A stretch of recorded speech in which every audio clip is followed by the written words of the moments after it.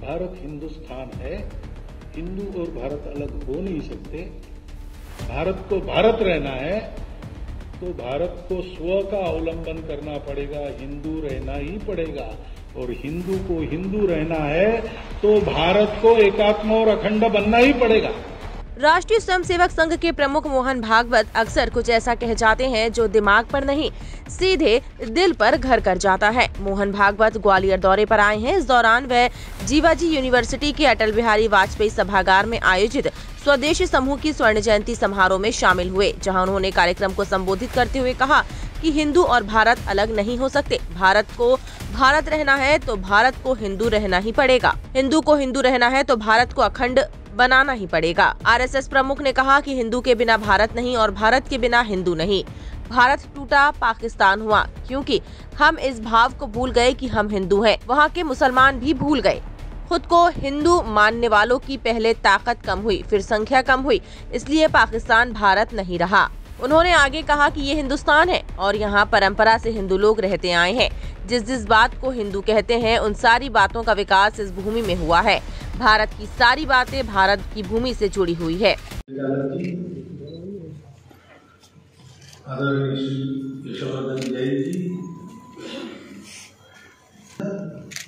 उपस्थित नागरिक सज्जन, माता भगिनी,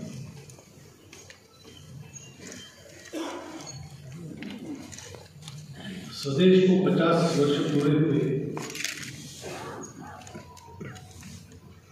मुझे बहुत संतोष हुआ कि इसका वर्णन करते समय तारीखी ने स्वदेश के 50 वर्ष नहीं कहा, उन्होंने कहा ध्येयनिष्ठ पत्रकारिता के 50 वर्ष।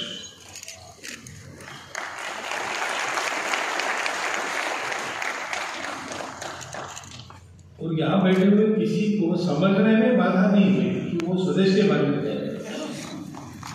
और मुझे लगता है बाहर भी अगर हम कहेंगे, ग्वालियर शहर में या मध्य भारत में, उत्तर प्रदेश के 2 शहरों में, क्योंकि अभी और प्रसिद्ध होना है स्वदेश को, कि भाई एक बात यहाँ प्रत्यक्ष साक्ष्य देती है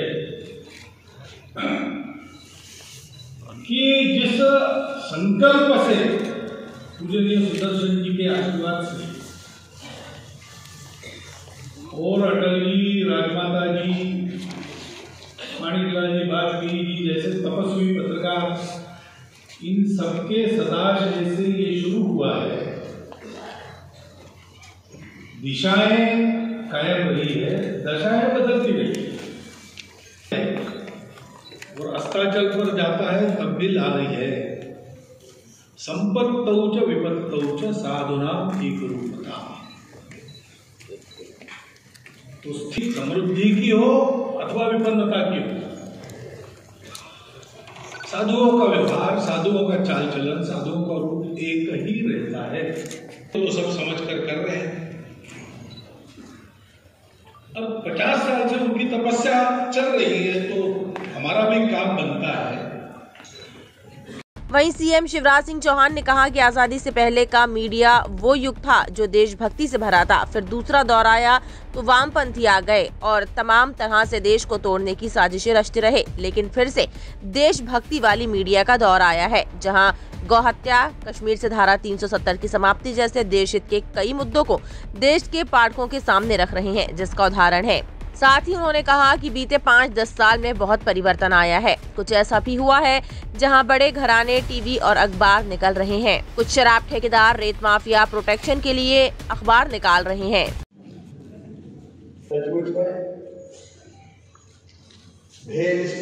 पत्रकारिता,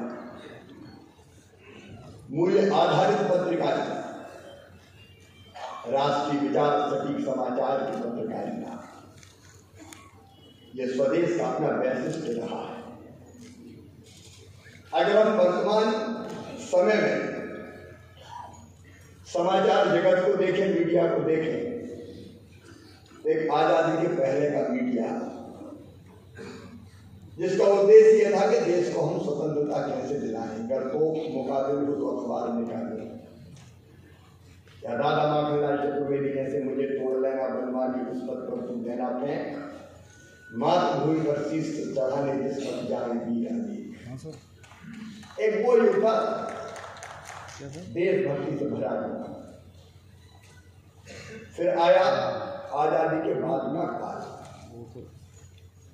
और मुझे क्या तो तकलीफ है उस समय वामपंथी विचारधारा, राष्ट्रीय विचारधारा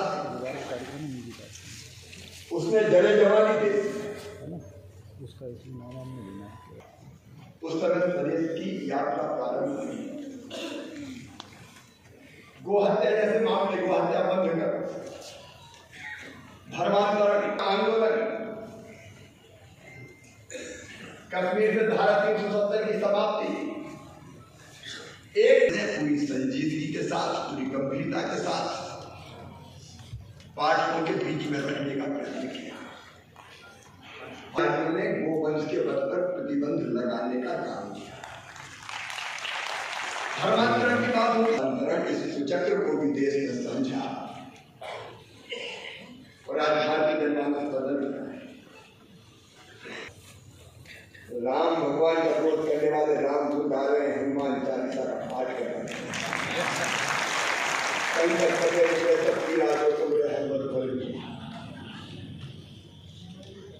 नैया पार लगना है तो राम तो चाहिए। अब देखिए 5-7 साल में कितना परिवर्तन आया है, और विचारों के आधार पर परिवर्तन का वाहक अखबारों में स्वदेश बना है। टाइम 8 मध्य प्रदेश के लिए ग्वालियर से ब्यूरो रिपोर्ट। मैं हूं सीमा वर्मा और आप देख रहे हैं टाइम 8 मध्य प्रदेश। टाइम 8 मध्य प्रदेश आपका अपना चैनल है। अब तक चैनल को सब्सक्राइब नहीं किया हो तो चैनल को सब्सक्राइब कर लें, लाइक करें, फॉलो करें और शेयर करना बिल्कुल ना भूलें।